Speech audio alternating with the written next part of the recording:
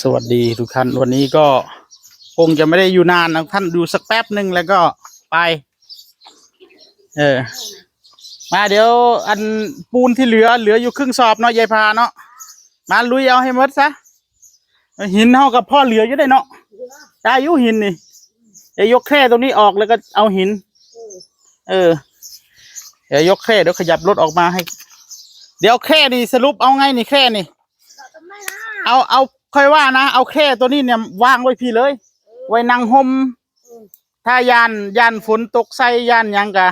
บัดแล้วก็จังพากันหามเข้าไปบัดยามส่งมอบแล้วนะ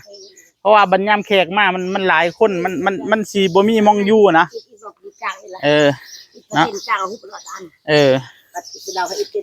ส่วนตัวนี้ก็เอาไว้น้ำกันนี่แหละเนาะเฮี้ยงกันนี่แหละเนาะเฮี้ยงกันอยู่แจ้นี่ละเอามันจะได้มีที่วางน้ำด้วยนะน้ำเนี่ยเอาไว้วางในห่มเลยเพราะว่าน้ำดื่มเขาวางไว้ตากแดดบ่ได้น้ำดื่มนะมันมีสารออกมาเด้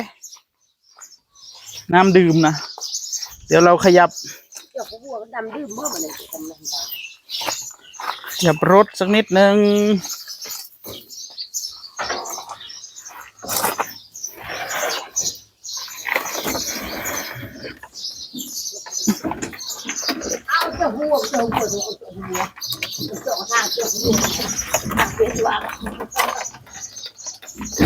เอาเนี่ยมาห้องรอให้มาดูยิบผ้า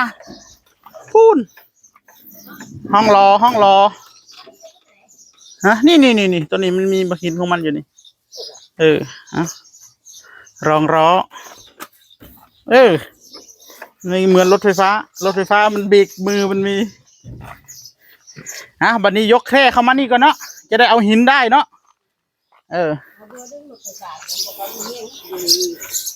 รถไฟฟ้ามันขนไม้บ่ได้ว่าสิเอาอันไม้กับยายพาเพิ่นไปเฮ็ดเตียงจากโตนึงนี่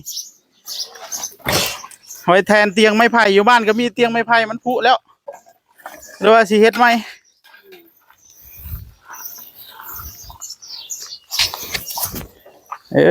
ตัวนี้ก็ไว้นั่งเล่นอยู่ในห้องนี่แหละบัดยามอยากยกเข้าไปก็ค่อยว่ากันเดี๋ยวหลังส่งมอบก่อนพากันยกเอาเองนั่นเด้อตาเด้อลงนะยังตัวทับไปหรือเอาลงนี้เนาะเดี๋ยวยกตัวนี้ก่อนนะค่อยว่ากันยกไว้อยู่บ่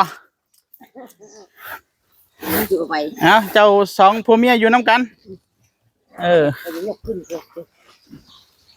มุกจำแหละกันจำลูกนี่แบบใดซ้ำใดนี่บ่มูนนี่แหละ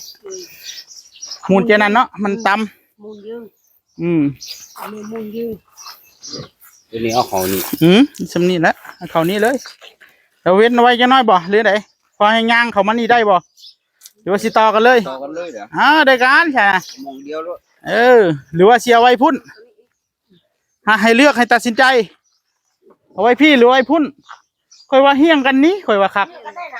เนาะว่ามองนี่ก็เอาไว้แบบเพื่อรถใหญ่รถไฟมากก็จะได้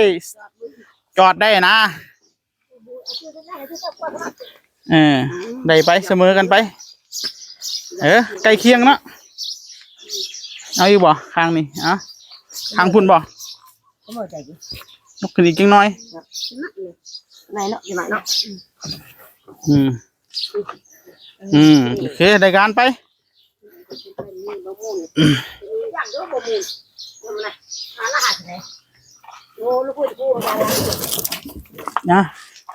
น้ำนี่เอาไว้ในห้องแถวๆนี้เนาะนี่ห้องไปเดี๋ยวมันแดดมันร้อนเดี๋ยวมันบ่ได้ได้น้ำเลยเอาไว้ในร่มเขาให้เอาไว้ในร่มน้ำนะแถวนี้ละถ้าจะให้ดีนะเห็ดตอกไม้เห็ดเป็นโต๊ะให้มันนะเอามาโต๊ะเตียทีดีเอาโต๊ะเห็ดนี่เดตาตัวนี้เดเห็ดมองเอาไว้น้ำตัวนี้ก็ได้นี่ไว้มอนมุดดาต่อบ่บัดแล้วยังพากันเฮ็ดเอาดอกกันที่จะได้เอาบ่สำไหนเนาะภาษาน้ำ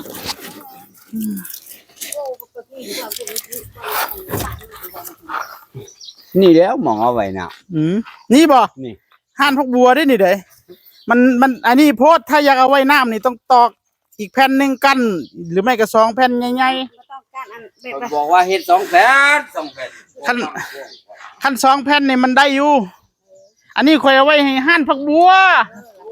คันเฮ็ดใหญ่เจ้าก็ไปว่างน้ำตัวเฮ็ดนั่นครับบัวโอ้พ่อใหญ่นี่สิเราจะว่างน้ำเจ้าก็เฮ็ดเอาไม้เนาะ อยากว่างน้ำเสย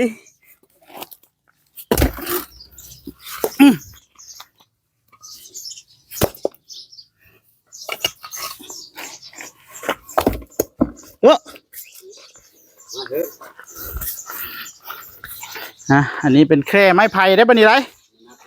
เอายกผู้เดียวใช่ไหมให้เรายกผู้เดียวเราว่าบนักแต่มันหนักหกอย่าอยู่ผู้เดียวปะนี่ติดกันเลยบ่กว้างกว่าอะไรโอ้โนโอ้สะใจเลยเนาะปะนี้เนาะมองหนังสูงมันเป็นยังไงเปลี่ยนแล้วคักบันนี้คักว่าห่มขึ้นเขาคันอยากให้ดีนะในอนาคตตอกเสาขึ้นไปกระท่อมเลยกระท่อมอันมุงฟางนะบ่ต้องเอามุงหลังคาแบบเย็นบัดนี้นอนโอ้ยในก็จะเลือกเพื่อชื่อห่มนะห่มที่ไหนห่มมืออยู่นี่ก็ได้สบายแล้วนี่ก็ได้เราก็จะเกลี่ยเอาหินบัดนี้เราขยับอันนี้ออกแล้วมันก็มีพื้นที่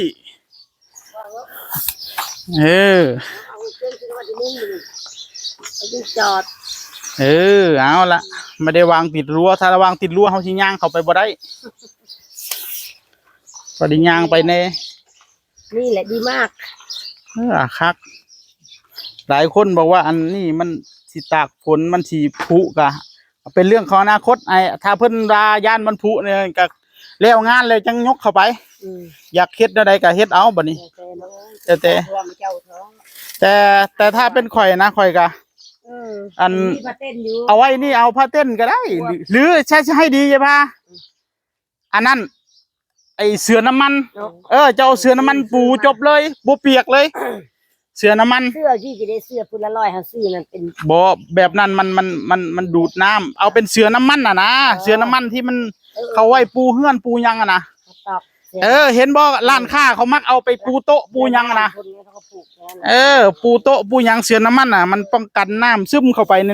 เนื้อไม้นะเจ้าซื้อตัวนั้นมาจบเลยมันบ่ถึง200ดอก100นี่ก็เบิดเตียงนี่แหละไปซื้ออยู่ร้านโป่งสวรรค์นั่นก็มีเราอยากได้ยาวสำใดเฮาก็บอกเขาเอาเสือน้ำมันไปซื้อมาโลดฮะนั่นน่ะตาเฮ็ดกระต๊อบอีกแล้วนั่นน่ะเฮ็ดกระต๊อบเสร็จเตียงแล้วเฮ็ดไปแต่ก็ดีอยู่เฮ็ดพวกนี้นะเห็นด้วยอยู่มันร่มรื่นดีเผื่อเอาไว้นั่งกินข้าวนั่งอะไรแต่ก่อนเพิ่นก็มีกระต๊อบอยู่นี่เพิ่นลื้อแล้วอันนี้ก็พากันย้ายมาพี่บัดนี้เป็นยามสิกินข้าวเที่ยงเกี่ยวขยังกันเลยพิจารณาเลยจะนานเยอะจะโน่แม่มีจะโน่ดิได้การครับบือต่างละจากโปรเจงจะโน่ติดเสาเล็กไปตาเทปูนบัดนี้ใส่ละปูนไปย่อมาเดี๋ยวสิพาเฮ็ดมืดมือแล้วบัดนี้เทปูนนะเดี๋ยวสิพาเฮ็ดแบบสูตรโบราณแบบบ่ต้องใส่กระบะปูน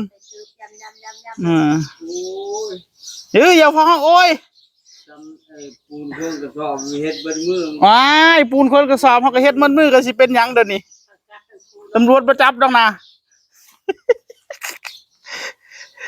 พี่น้องเอ้ยเดี๋ยวอีกแล้วจากเงินหลังนี้สิเอาเราไปลำคาญหูอยู่ปุ่นต่อละโอเคแล้วได้การแล้วตานี่ไม่เหงาดีดุงตาดุงตายาย